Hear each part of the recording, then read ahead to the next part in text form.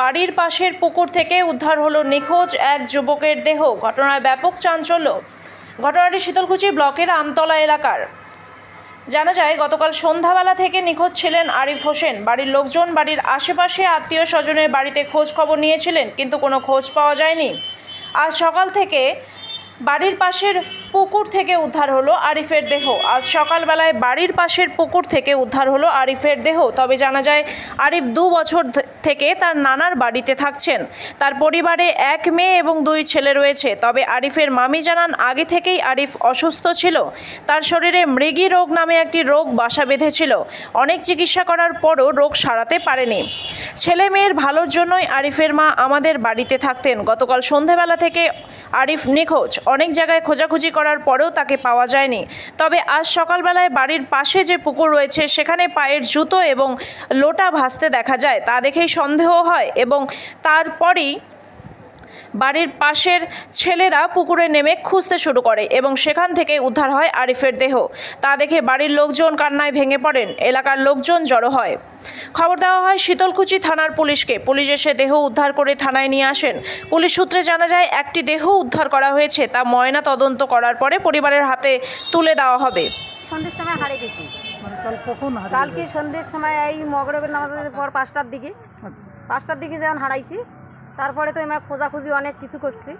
করার পর এমা পায় নাই যখন তখন রাইতো তো ঘুম পাড়েনি, রাইতো তো খোঁজাখুঁজি করছি অনেকক্ষণ। করার পর আজকে খুব সকালবেলায় ওই যে আম্মা যে আমার বাড়ি যে কর নাকছে যে ছেলেটা ছোয়ারা তো নাই, ছোয়াডালা করতে গেল, ছোয়ারার জুতা কামা পড়িয়েছে, বদনা পড়িয়েছে, তাই না হাঁটো তো ওই সেখানে এবার আমার ছোয়ালাক ধরি আসনো। আসিয়ে পর ওই ডিগিটের নামিয়ে একটা ছোয়াকর নামিল, তারপরে আবার একটা ছোয়া নামিয়ে ওই দেখে চ্যাংড়া নামিয়ে দেখে তা ওই হাসতে করি খোঁজাখুঁজি করি ছোয়া পাইছি। মানে ওনার কোনো রোগ ছিল? রোগ আসলো মৃগী রোগ। বাড়িতে ওই সময় কে ছিল কালকে?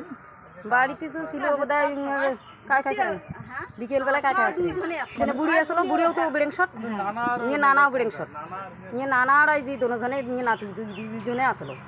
আর নিয়ে মা তো কামাই করি মানুষের বাড়িতে কাজ করে। ওর কি নানুর বাড়িতে থাকতো না? হ্যাঁ, উনি নানুর বাড়িতেই থাকে। এটা ওর নানুর বাড়ি? হ্যাঁ। এই বাড়িতে কে কে থাকে? এই বাড়িতে থাকে ওই মামা, মামি, নানি, নানা, ওর মা, ওই ছেলেটার মা। কতদিন ধরে এখানে থাকে? 2 বছর থাকি। ওর বাবার বাড়ি কোথায়? ওর বাবার বাড়ি হলো এই 12 মাসি। 12 মাসি? হ্যাঁ। তো এই বিষয়ে ওর বাবা আসছে ঘটনাস্থলে? হ্যাঁ, আজকে আসিল এলানি আইসির পর আসি বলে ও লাল ধরিছে।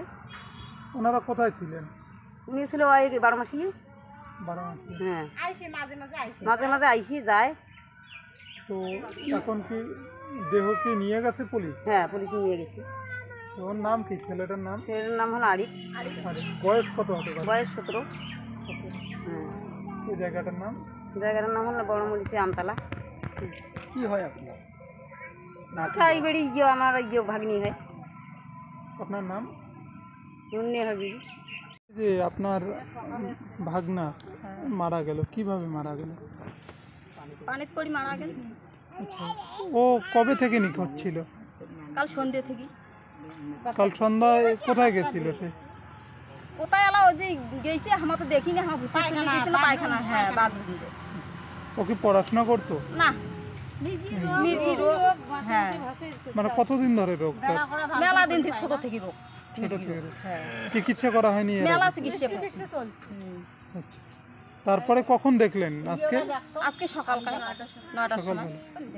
সকালবেলা কি খোঁজাখুঁজি করেছেন পুকুরে? হ্যাঁ। কে প্রথম দেখে? হ্যাঁ, কে প্রথম দেখে আজকে? ওই যে নারী দেখিল করলে জুতা গুলে কে দেখো না। হ্যাঁ। কি নাম ওনার যে মারা গেছে? আরিফ হোসেন। ওর বাড়ি কোথায়? বড় মাসি। এখানেই থাকে? 2 বছর থেকে এখানে থাকে। বাচ্চাটার ওষুধ তো। কি নাম আপনার? ওর নাম